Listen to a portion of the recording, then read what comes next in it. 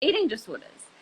And inside of this space, I had no self-worth, no value. I couldn't be me. I was fitting in with everyone else, waiting to be validated and really striving to be that skinny individual in order to be beautiful and in order to be loved. And I lost my whole life really destructed around me. Like my mum didn't have a relationship with me. My siblings didn't. My friends all walked away from me. I lost my job. I failed at uni twice. I became homeless.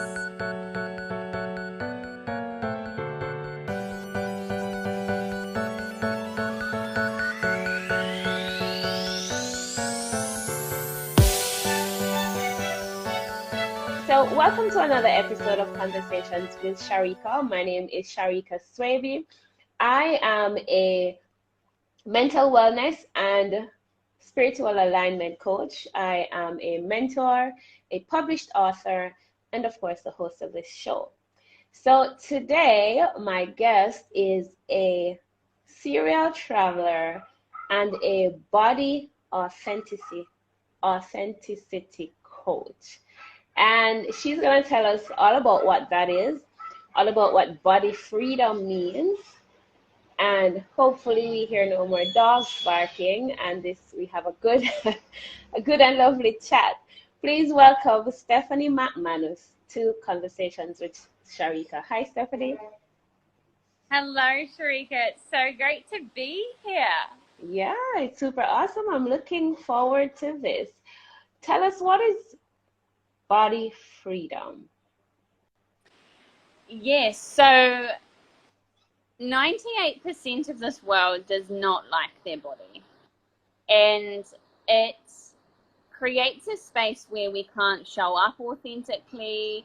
It impacts our self-expression. It impacts our sense of worth, satisfaction, accomplishment. And body freedom, when I speak it, is all about you having the freedom in your body to be you. So body in this context is mind, body, and soul. So your body is more than just your physical body. It's your whole being. Mm-hmm. And freedom is the act of being fully self-expressed and knowing yourself as you in any conversation, in any situation or circumstance with anyone. Okay, interesting. And how did this body freedom, body authenticity, how did this come about to be the thing that you're championing? Well, I am 28 years young, and 15 years of my life has been battling with eating disorders and healing from eating disorders. And I say that my eating disorders weren't the thing, but rather a symptom of my chronic need to seek validation and reassurance from the world. So the world to validate and reassure me that I was wanted and loved. And I honestly believe that in order to be wanted and loved, I have to be beautiful. And in order to be beautiful, and so this chronic need and desire and want to be validated, a symptom of that was eating disorders. And inside of this space, I had no self-worth, no value. I couldn't be me. I was fitting in with everyone else, waiting to be validated and really striving to be that skinny individual in order to be beautiful and in order to be loved. And I lost my whole life really destructed around me. Like my mum didn't have a relationship with me. My siblings didn't. My friends all walked away from me. I lost my job. I failed at uni twice. I became homeless. Like my whole life literally destructed around me because of this chronic desire to be validated externally. And when I moved through my eating disorders, I really grew personally inside of really discovering my own self-worth and my own love and the freedom and the ease and the success that comes with when you're being your true authentic self. And inside of that space, my whole life blossomed. I changed directions in terms of career. I'm traveling the world. I'm literally able to do anything I want within the life that I design, because I no longer have this fear to be me. I'm me for me. And that's where this whole notion of body freedom body freedom came into play, because I want the whole world to really discover their own unique essence, their natural essence, their own body freedom, such that, you know, you can go out into life and create a life that you design, have that promotion that you want, negotiate that salary that you want, have those dream relationships, be powerfully grounded in who you are, such that you can have boundaries that serve you and fill your cup and have you thrive in life.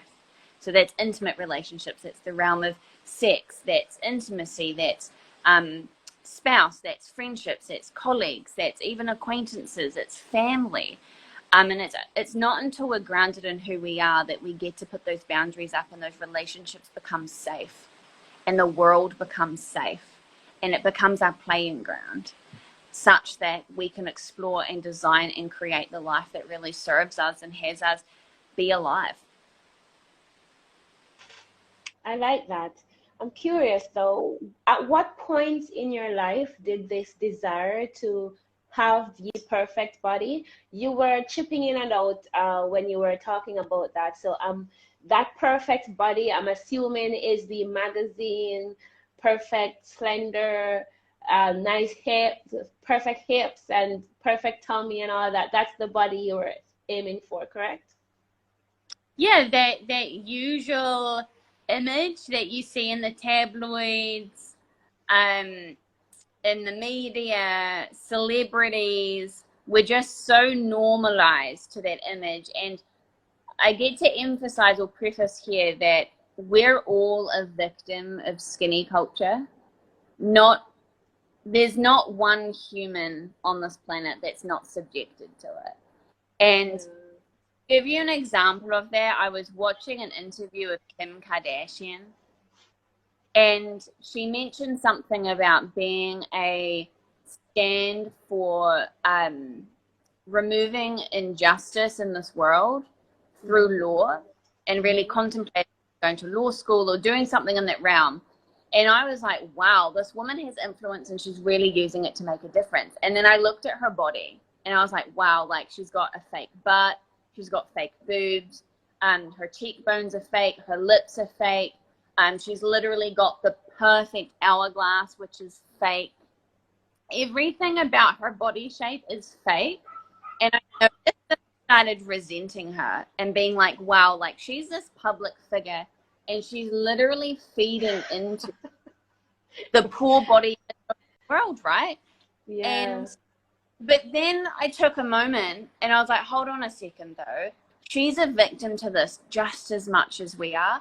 Like she literally honestly believes that in order to be beautiful, she has to be that way. And look at the pain and the financial cost that she's gone through, right? Not saying that the financial cost like was a burden to her or anything, but she literally cost money. She went through pain. She has scars to literally have a body that she believes is beautiful, and that is the impact of the culture we live in. So not one human being is not a victim to that, and we get to get aware of the images that we're seeing in the world, but we also get to give grace and compassion to those that go to those lengths or anything in between to fix themselves in order to be beautiful, because they're a victim just as much as we are.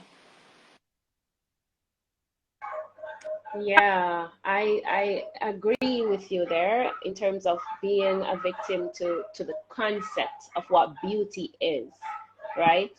So now we're at this stage where everybody needs, it's not even a want, everybody needs to be able to identify beauty for themselves, because my beauty might not look like your beauty. But at what point in your life did this desire to be this person, this magazine cover supermodel, according to society. At what point in your life did you decide that, or did you realize that this is what you wanted and you started aiming for that? You know what? It's so pervasive and subtle that it's very hard to know at what point it started because we're subjected to it. Like we were automatically born into it, right? And so I can't really say when it really started, but I do remember some key points where being skinny was glorified. And this is the horrible thing about this diet culture and this skinny culture is that like if somebody looks like they've lost weight, you get complimented on it. So it really spurs this want and this need to continue being skinny or losing weight, etc., because we get complimented on it. And I remember I was like 11 years old. I was in the kitchen with my best friend at the time. We were making pancakes, and my best friend's mum was in the kitchen with us making pancakes, and she turned around to my friends and myself and looked at my friend, who's her daughter, and said, "Why can't you be as skinny as Steph?" And so my friend's mum compared both my friend and I, and glorified me because I was skinnier than her daughter, and then made her daughter wrong for being bigger than me. Now, I wouldn't say that she was big. Like if I look at photos, we were like chubby 11-year-olds. There was nothing big about us, really. We just weren't supermodel skinny, right? Like we didn't have the prominent cheekbones. We were just normal 11-year-old kids, right? And in that moment, I made it mean that in order to be seen in this world, I've got to be skinnier than them. So I pursued to be skinnier than my peers. I needed to be the skinniest in the room in order to be noticed. And then there was another incident years later. I think I must have been 16 at this time, where I was with a different friend. I'd separated from that first friend because my friend didn't like the way that her mum compared us and found that really horrible, so she moved away from me. I found another friend, and her parents did the same thing.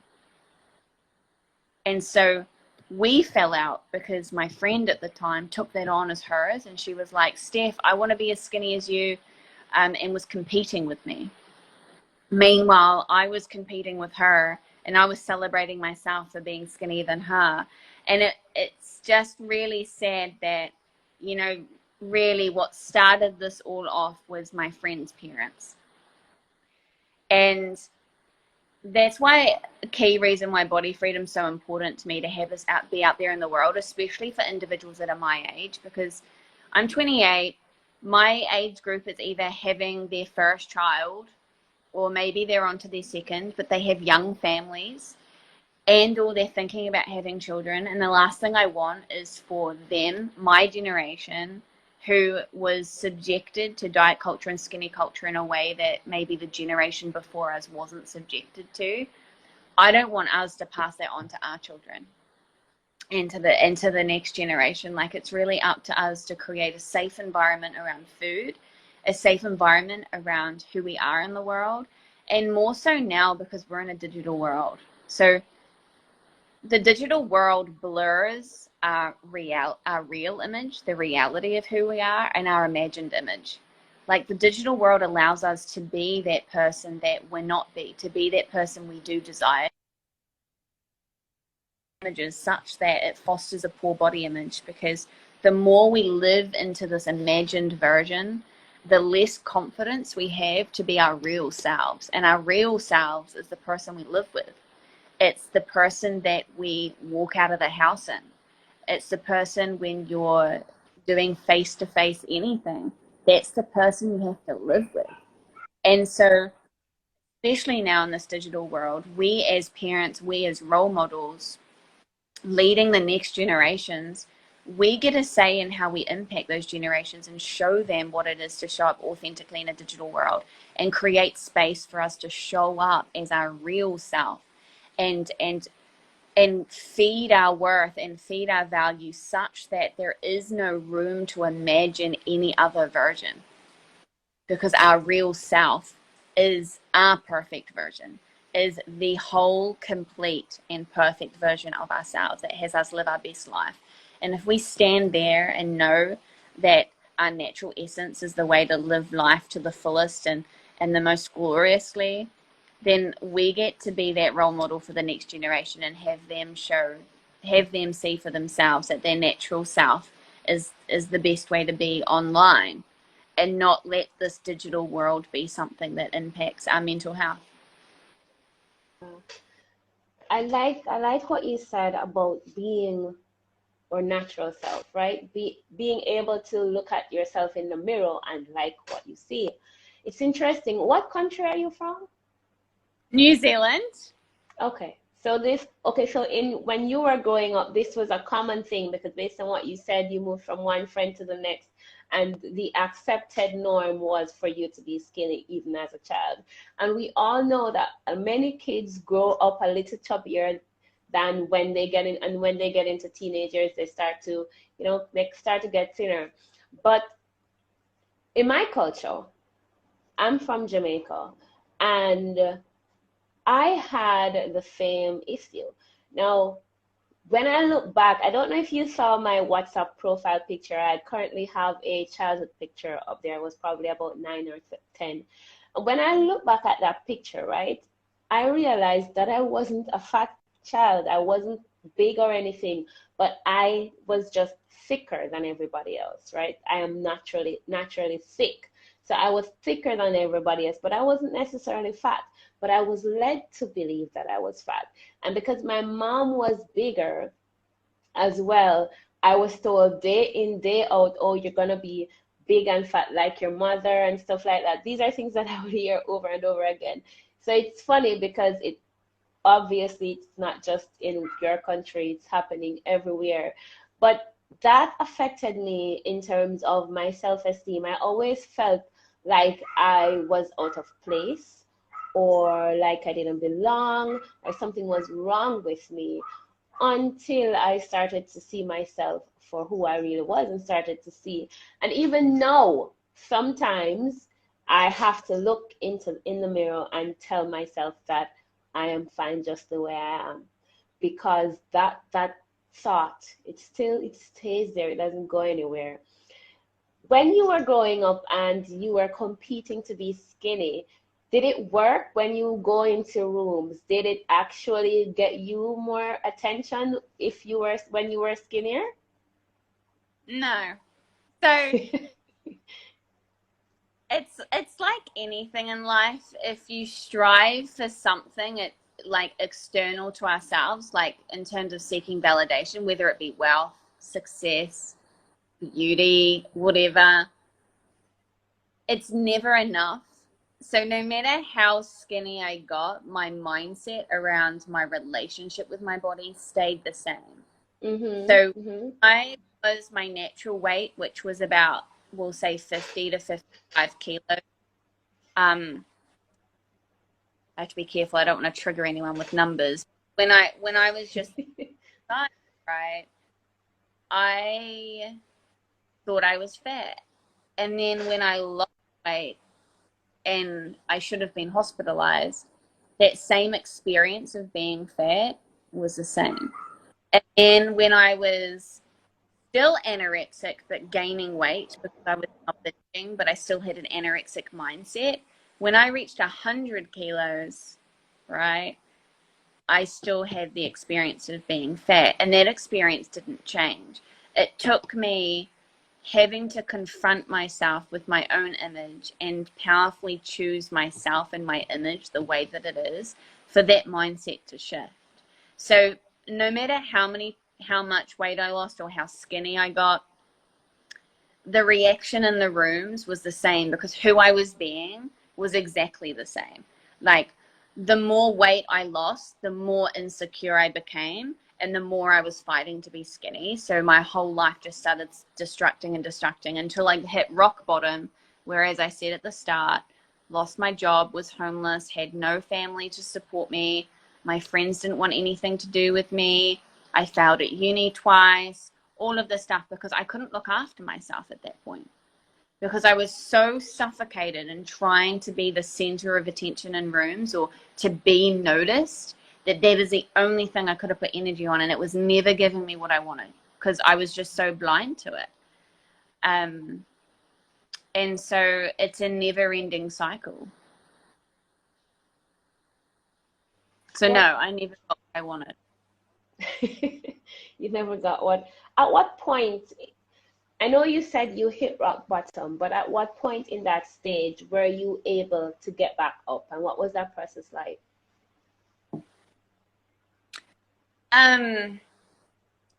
So firstly, I healed from eating disorders, which I do recommend to anyone if you're dealing with body image issues, self-esteem issues, eating disorders. I do not recommend anyone to do it by themselves. So it took me a very long time to get out. But the moment at which I remember that the transition was very black and white for me was I was in London. It wasn't that long ago. It was 2019. And I'm sitting on the edge of my bed, deflated, absolutely hating myself. And what I was hating was that the day before I thought I was amazing. I didn't care about the way that I looked, and I had the most fun in the world. But then come today, 4 hours later, I was sitting on the edge of my bed, just really frustrated that I didn't have that same experience with myself. And as I'm sitting there on the edge of my bed, I noticed that I've been in this vicious cycle for years. One day I'll love myself, and several days after I'll hate myself. And it's this really big vicious cycle. And I just said to myself that day, I'm sick and tired of this. Like, I'm done. I want there to be more days that I enjoy being me than days that I don't. And so in that moment, like, I'd already done a bit of personal development at this point. So I was quite aware, and I knew that this upset was coming from an unfulfilled expectation. And that's because every time I showed up in the mirror, I really wanted anorexic 40-kilo me to show up in the mirror, but she wasn't there anymore. Like, somebody double her size was showing up, and I didn't like that. But I kept walking in front of the mirror, hoping and wishing that one day she'd just show back up, but she was never to be found. And when I really got clear on that I was wishing and hoping for this skinnier version to show up, it shattered the whole attachment to it when I got really aware of it. And so I then did something very radical. I had a naked photo shoot, and the naked photo shoot was a space for me to confront myself with not fall in love with it, not enjoy it, but to really be confronted with the reality of it. And I knew that in order to have that perspective, I had to confront somebody else. I couldn't take the photo of myself. It couldn't be an image I saw in the mirror, because every image that I looked at or I created through my own eyes was filtered through my own harsh opinion of myself. So I knew that somebody else had to take the image. And so this photo shoot was really the pivotal moment in my life that I transformed from being a victim of body dysmorphia and eating disorders to being a survivor who thrives and a leader. And that's where, like, my whole advocacy around eating disorders and body freedom was really birthed, because that photo shoot, there was 2 transformations. The moment I dropped my gown to the floor and I had the photo taken, and then the moment I viewed my photos for the first time. And it was inside of those 2 transformations that I got my life back. And I do believe that when one can be powerfully related to their own image, and then normalized to their own image, not normalized to those tabloids and everything that they wish they should be, and just normalized to who they are, that's when you start living. Wow, that's an amazing story. That's really powerful. So I have 2 questions based on what you just said, right? Question 1 is, when you were having these on and off days, happy today, wishing for happy today, frustrated the next day. Can you describe, or are you able to differentiate between what was going on in your head on a happy day and what was going on in your head on a day when you're frustrated? Yeah, so on a happy day, when I really look back, I wasn't actually happy. I just Mm, I didn't care. And it was that I don't care that gave me that wriggle room, and it gave me that reprieve from the notion that I should look a different way or I should be a different way. And I just got in those days of being happy that if I just closed my eyes off to it for a second and just pretended it wasn't there, that it would make the difference. And it did. Like, it did make those days happy, but the thing is it didn't make them last because it was mm, fake. It was like putting a band-aid on the wound. So that's how I would describe those happy days. I just didn't care. And mm, I wouldn't walk around wearing tight clothing or anything like that. I would still walk around in baggy sweatpants, but it would give me freedom to eat whatever food I wanted. And I think that's really the only thing that changed on a happy day.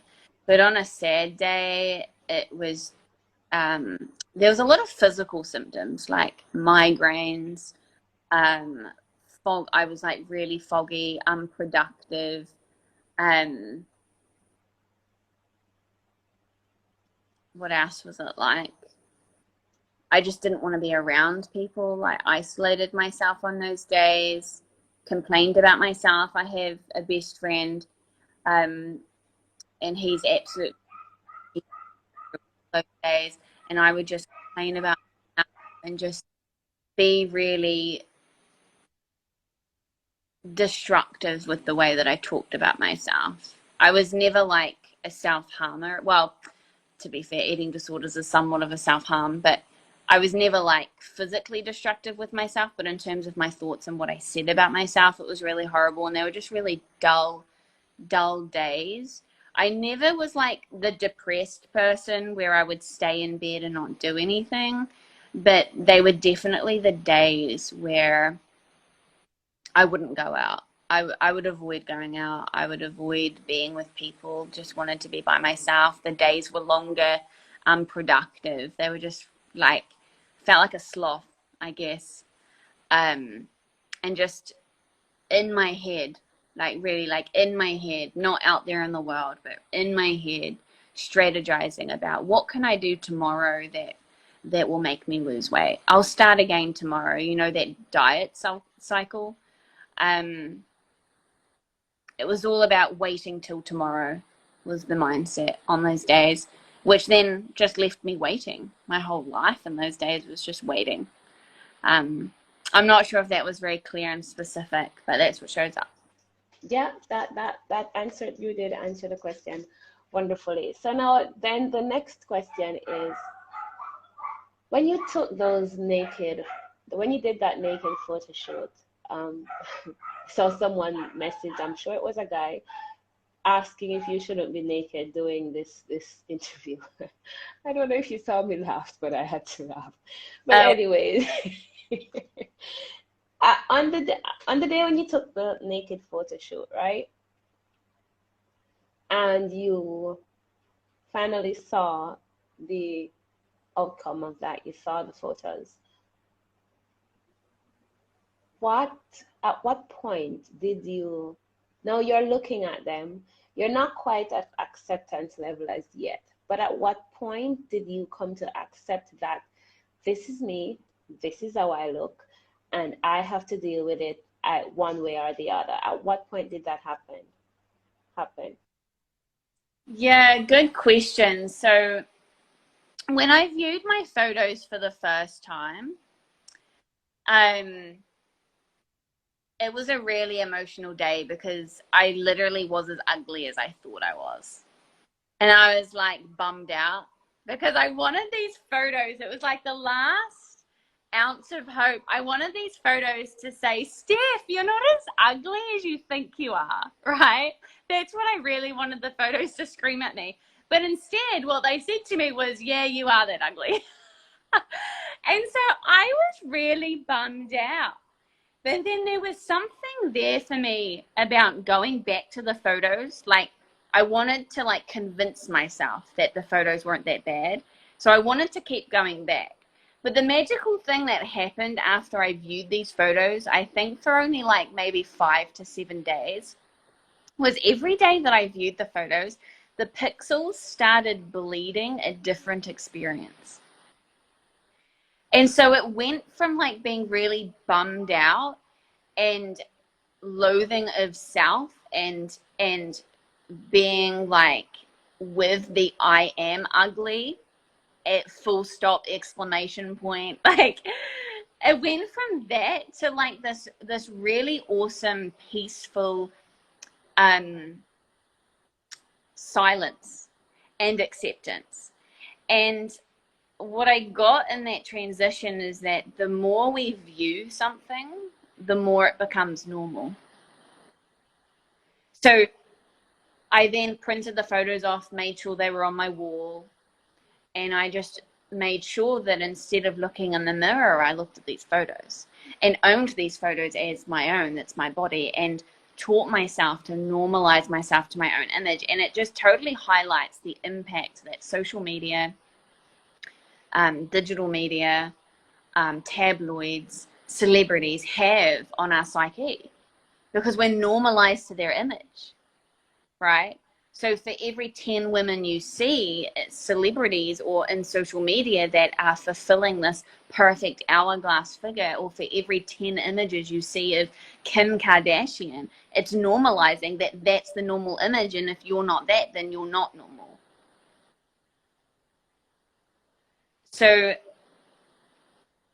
the huge transformation for me was normalizing myself to my own image and seeing my own image and repeating that over and over again and allowing my brain to see that image of my body as normal. And as soon as it was normal, it just became insignificant for me. I didn't have to think about it. It wasn't something that I was paying attention to. I now had more energy to spend on relationships. I had more energy to create my life, create my profession, be a coach, speak on the topic, be an advocate. My life has completely transformed and excelled because I stopped thinking about my body. Now, I'm wearing makeup today and I'm wearing clothes. It's not like I don't think about my appearance, but I wear it because it makes me feel good. I don't wear it to make me look good. I could do this video without the makeup. It's just my choice to put makeup on. It's the first day in like maybe 6 months that I've worn makeup, but I just felt the need to put lippy on, and it had nothing to do with this video. I mean, this live. It was all because I was like, oh, I want to. So now everything I do, from clothes to makeup to putting my hair up, is all because I want to do it. It's not because I have to. And so, yeah, that moment for me would be repeatedly seeing my photos to myself. And that's part of my coaching. So I make sure that that is a key component of the coaching, normalizing yourself to your own image. And that image is distinct from the mirror. The mirror is the last place I want my clients to go to, because the mirror is just a reflection of your psyche and your internal relationship with your body. Your reflection doesn't tell you anything about it. Let me ask you something. You said that you stopped looking at the mirror and you started looking at, you pasted your pictures up in your room on the wall. You stopped looking at the mirror and now you were looking at those photos. Is it that in that time, during that period of transition, is it that when you looked at the mirror, you would still see or want to see the anorexic you? Is that what was happening? Yes, and also because the mirror for me was a space for judgment, because that's what I'd normalized myself. I had done that for years. I hop in the mirror, I judge. And so to break that, I chose to stop it like a habit. I was like, right, that's not happening anymore. I'm going to create a different space to become safe with myself. So at that point, I didn't have the strength to be able to look in that mirror and powerfully observe myself judging, stop it, and rewrite that. I knew that my natural inclination would be to observe would be to judge, and I wouldn't know what to do with it. So I chose a different modality. I chose a different space to discover how to be safe with myself. And once I'd become safe and normalized to myself, going back to the mirror just was completely different because my significance towards my body was different. So when I looked in the mirror, I didn't really look at my body the same because my relationship with my body had shifted. Now, I know that this thing with body image and loving yourself, it's on opposite side of the spectrum. There are the big girls over here who are saying, I love my body, and there are the skinny girls who are saying, I love my body, and then there are the girls who are in the middle somewhere, right? So at what point do you think that a person is especially going towards being bigger? Because we can accept ourselves to a point, but there's also the point where it's unhealthy. In your case, being anorexic, being underweight was the unhealthy factor, right? And it can also be the same if you're overweight. So at what point in this whole body freedom or loving your body or accepting yourself do you say, okay, right now I am overweight and this is unhealthy, or right now I'm underweight and this is unhealthy? Because we all know that that's a factor as well. So at what point do you say, okay, this is where you must draw the line? Yeah, that's such an ongoing debate, right? Especially when people are preaching this health at every size. Now there is health at every size, right? Like I know larger ladies that eat healthy. Well, I say healthy, right? Because healthy is a subjective term that society's created as well, just like skinny culture, right? I know people that eat well, they exercise well, they look after their mental health, and they have amazing relationships around them, and they're in a bigger body. So I do believe that there's health at every size. And, there gets to be an awareness around at what point your weight is impacting your quality of life.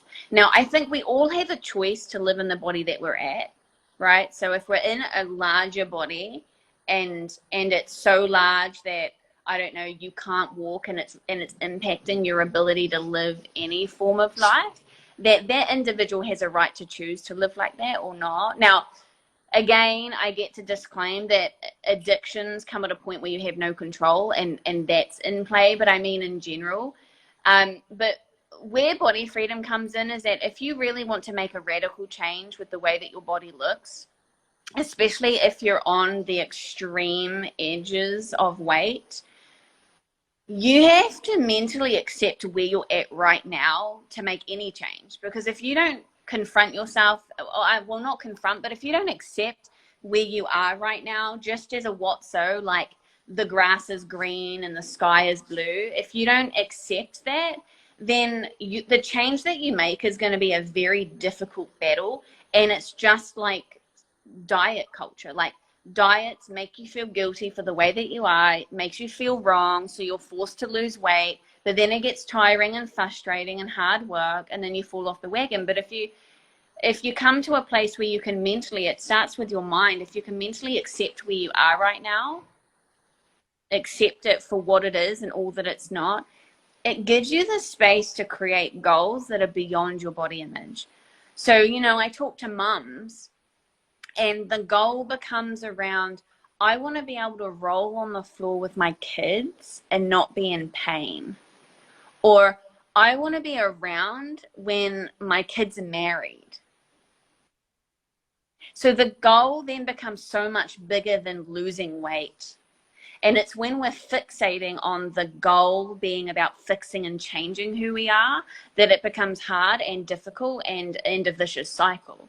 So body freedom gives you the access to accepting where you are as the stepping stool to designing goals that that have you thrive in life however that looks.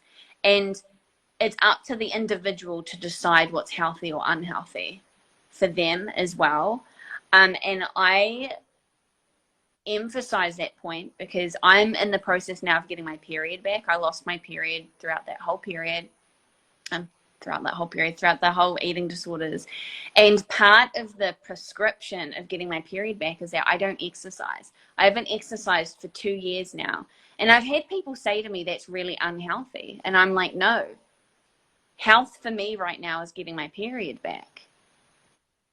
And so we as an individual, right? As an individual, we get to decide what's healthy for us and not let society dictate. And if it's impacting your quality of life, then, you know, that's up to you to say.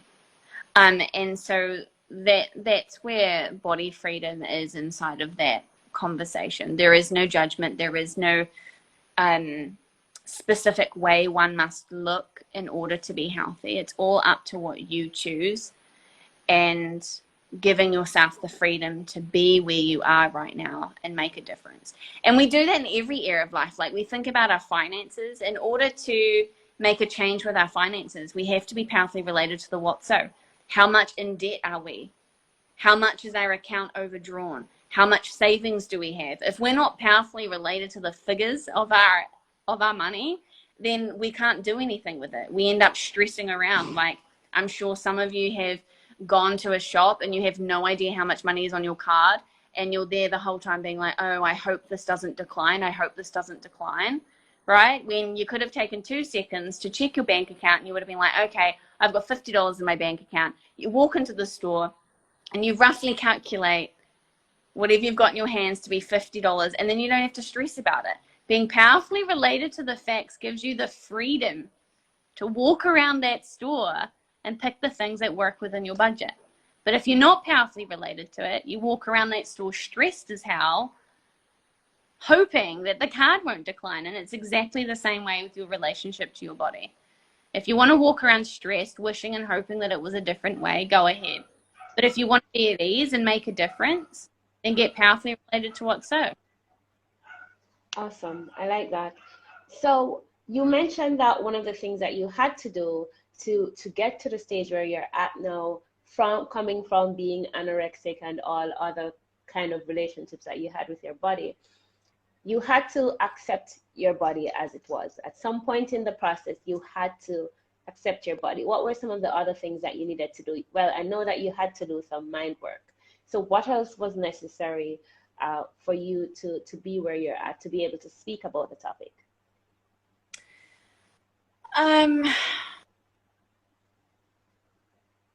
Interesting. You know, what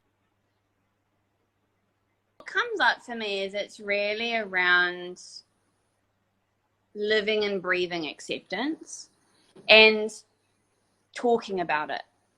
The more I talked about it, the more I lived into it. It's not the other way around, living into it and then talking about it. Like me talking about it is what gave me the freedom to recognize my own transformation. So that's the power of transformation. We have that moment of transformation, but it only lives and stays within our life if we talk about it. So I actually talk about the transformation alive in my life. And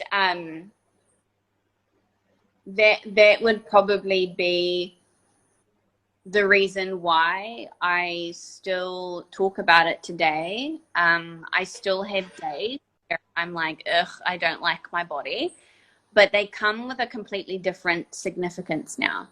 I can not like my body, but it doesn't change what I'm going to do. And I think the other thing we get to be aware of is that, you know, choosing to love our bodies can seem so unrealistic that it scares us and we don't know where to start. And I remember being in a therapy session back in eating disorders, and the lady says to me in the office, now I want you to go home, look in the mirror and tell yourself that you're a beautiful person. And as soon as she said that, and I gave my second to think about saying it to myself, I cried. I couldn't do it. Like my brain My mind would not let me say to myself internally, you're a beautiful person. I couldn't do it. It was traumatic. It was impossible. It was like asking me to go run an ultra marathon, and I had never worn a pair of running shoes before.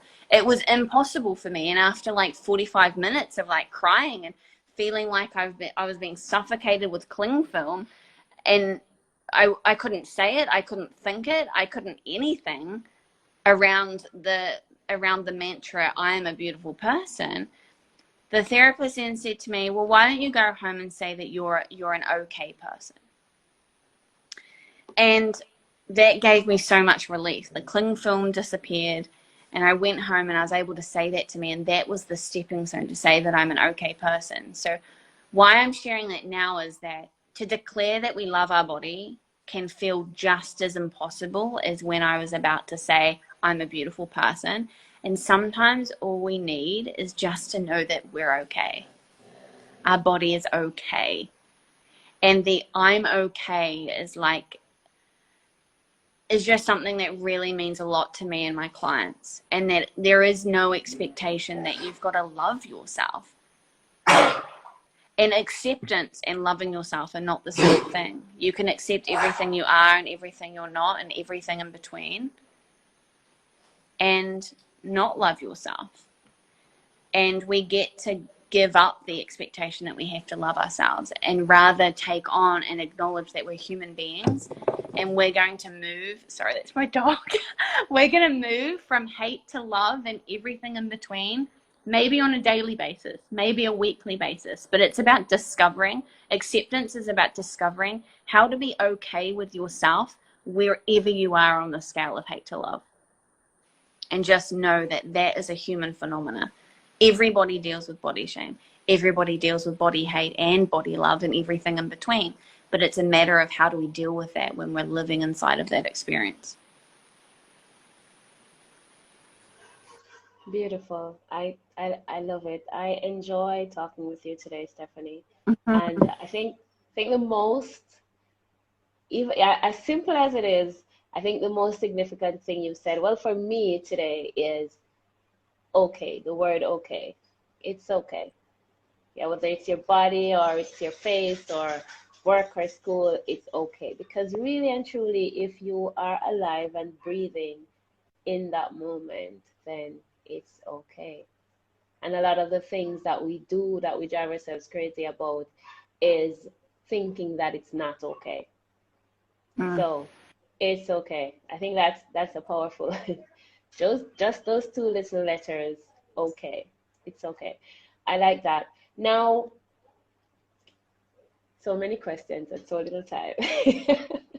What do you think gave you the confidence in that very first moment that you step up to talk about this openly? Where did the strength, the confidence, the okayness, where did any of that come from? I have to say it's all birthed inside of that acceptance. Like once I could accept me, I no longer had to worry about what people thought about me. And so it just gave me the freedom to say what I wanted to say, do what I wanted to do. And when I was living a life being and doing what I wanted to do, the people around that I attracted were people that really aligned with me. Yeah. And then that self boosted my confidence. And the second thing I would add is that sometimes we get really bummed out when our best friend or our colleague or maybe our boss or just someone in our life is like, wow, like you're incredible or you're beautiful, or they give us a compliment but we don't see it for ourselves. And we get, I don't know about you, I know I used to get really bummed out, like, really? You think I'm beautiful? Like, because, you know, and internally I'd be like, they're only saying that to please me. It's not really true, you know. But one thing I've learned is that the world is always going to listen to you bigger than you listen to yourself. Always.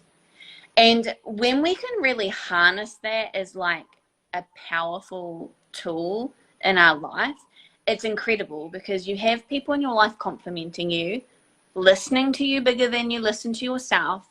And instead of being really bummed out about it because you don't believe it or you don't see it, you get to say, hey, now I get to step into that. I get to trust it. I get to believe it. And now I get to say, okay, the world is telling me I'm incredible. The world is telling me I'm powerful. The world is telling me I'm a leader and beautiful. I am that. And just take it on. And then you get to discover and grow into that beauty and that power and being that incredible. And then you'll notice that when you step into it, the world is going to be sending you compliments that are far bigger than that. The world is always going to listen to you more than you listen to yourself. And I think that's a key factor inside of this confidence. It's listening to your environment, trusting what they're saying about you. Now, I get there are a-holes out there that do negative stuff, right? We're not talking about those a-holes. We're talking about the people that really matter, right? Mm-hmm. You know the saying, those who matter don't care, and those who care don't matter. Like, we're talking about those who matter, okay? And we're talking about creating an environment that nurtures us and empowers us. It's listening to those people, trusting what they've got to say, stepping into those compliments, owning those compliments as our, and then living life, trusting the environment, and just growing into our environment. Yeah, I think you're absolutely right with that, because I wasn't a confident person.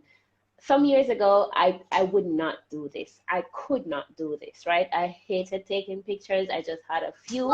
And when I do take a picture, there was no smile, right? I just couldn't do this.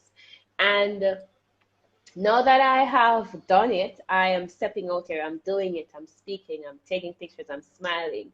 I'm showing up. Now that I've done that, guess what I've heard? I've heard that people would always see this same person, but I could never see this person, right? People were always seeing the me that I am now, but I was always seeing a smaller version of myself. So you are perfectly correct with that, and you've said so many powerful things on here today. I'm so grateful that you agreed to join me. So now I have two good questions for you. What impact do you want to make on the world? I know you've said a lot about body freedom and so on, but if you could make a strong impact, if you could serve 1 billion people, what would you want that service to be? Yeah, so something that I'm creating in the background right now is that I am creating a model at which I'm going to be talking to corporates and having body image be a key component of their social auditing. And what I mean by that is that we get to make corporates aware of that our body image doesn't just stay at home and in the mirror. Our body image is something that we bring into the workplace, and it's where we spend a significant amount of our time. And I want corporates to be audited on the environment in which they create and how safe it is in regards to one's body image. And that's for all genders. Whether you're cis, trans, anything in between, anything out the box.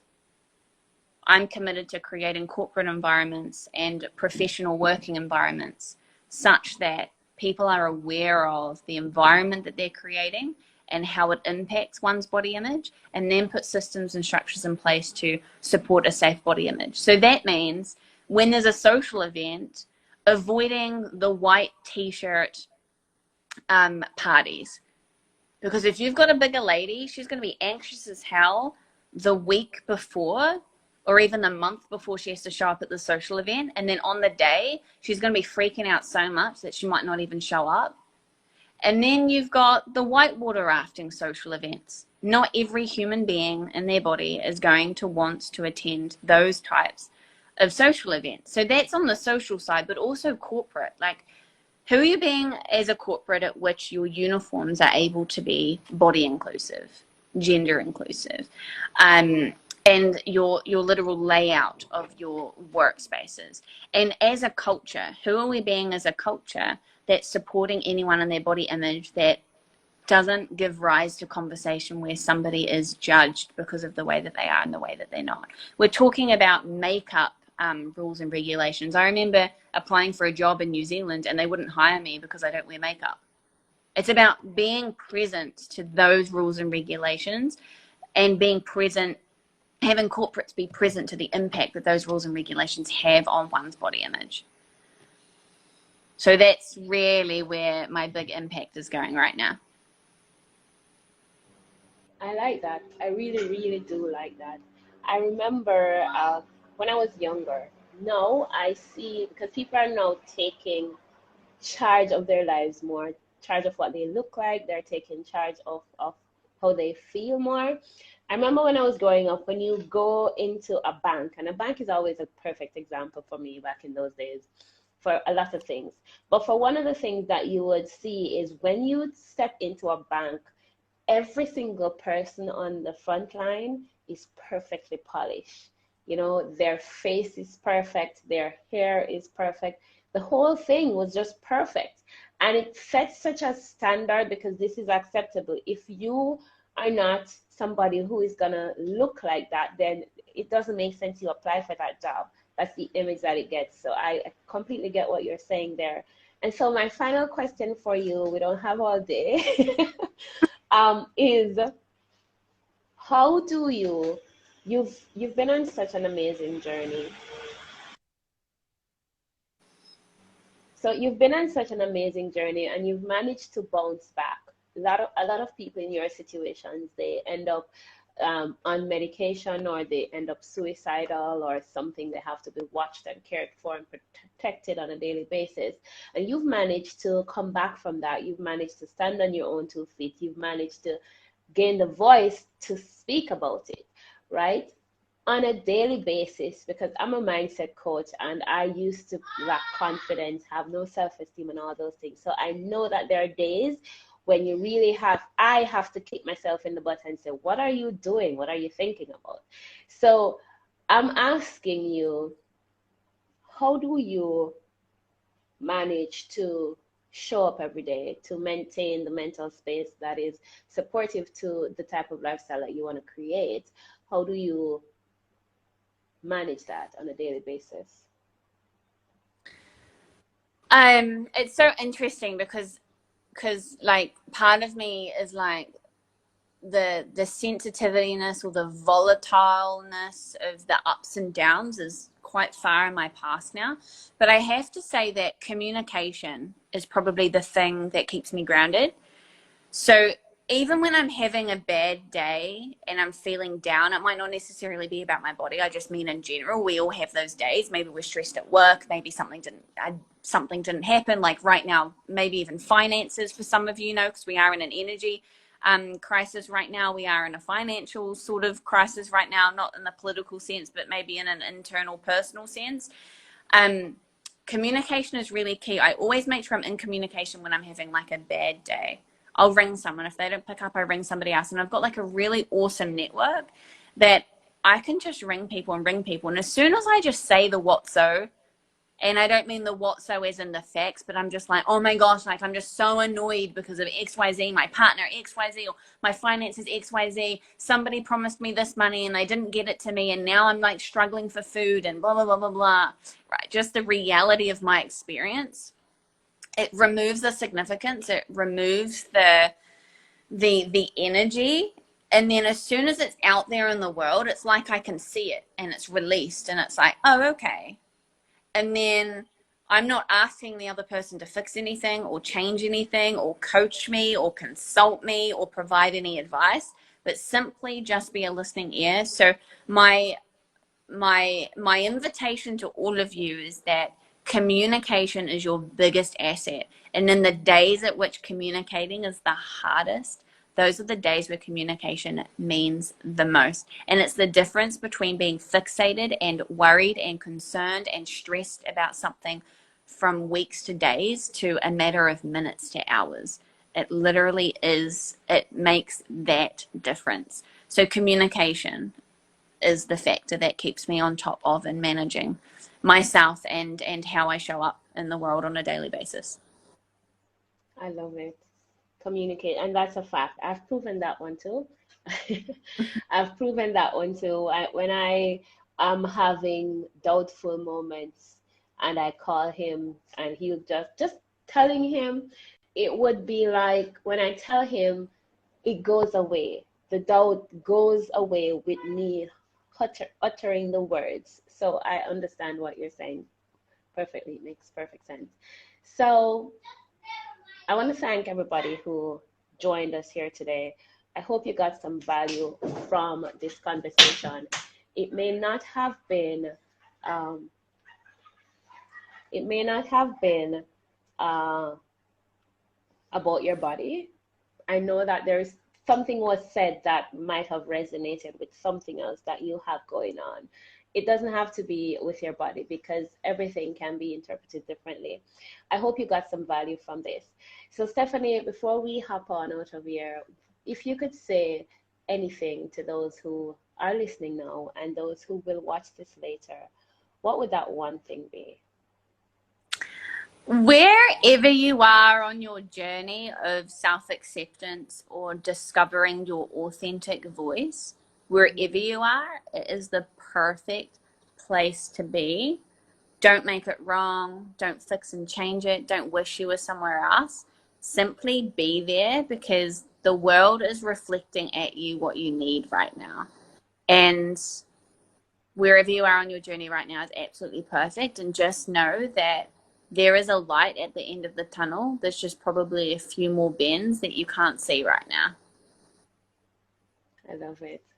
Okay, Stephanie, again, I want to thank you so much for joining me here today. It was an absolute pleasure.